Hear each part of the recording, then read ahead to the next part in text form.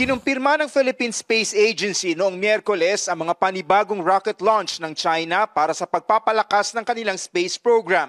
Inilunsad ang Long March 3B mula sa Sichuan, China bago magtanghali noong Martes, December 26.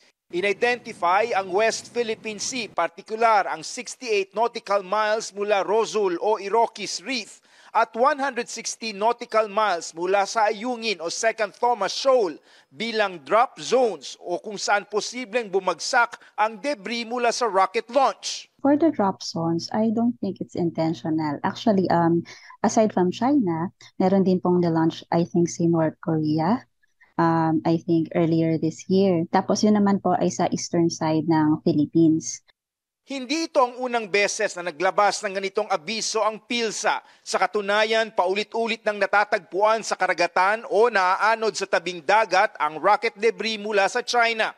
Abiso ng PhilSA, delikado at maaring makapinsala sa maliliit na barko ang rocket debris. Bukod pa sa banta ng mga nakakalasong sangkap ng rocket fuel. We advise na kapag may mga fishermen na nakikita ng ganito po, wag po natin siyang lapitan but report po natin siya sa proper authorities like the barangay, munisipyo, or even the police. Pero sa China, lumalabas na nahulog ang ilang bahagi ng inilunsad nilang rocket noong December 26 malapit sa ilang komunidad sa Guangxi Region.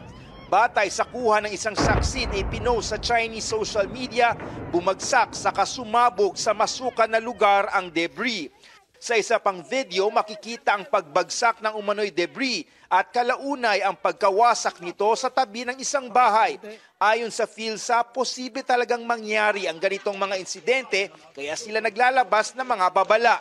Patuloy ding isinusulong ng PhilSA na mapabilang ang Pilipinas sa ilang mga kasunduan para maprotektahan ang bansa laban sa mga pakalat-kalat na space junk.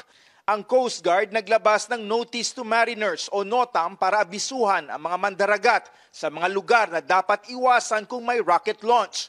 Tuloy naman ang pagbabantay ng Western Command sa Palawan kung sakaling may mamataan na rocket debris sa may West Philippine Sea. David Santos, CNN Philippines.